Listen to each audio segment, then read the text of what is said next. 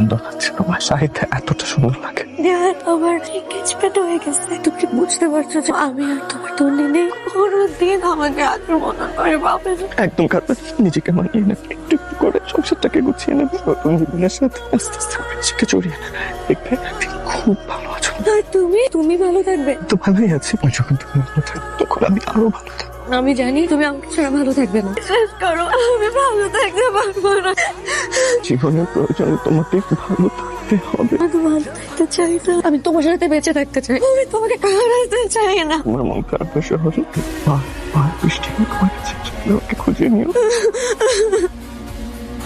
তুমি যাও।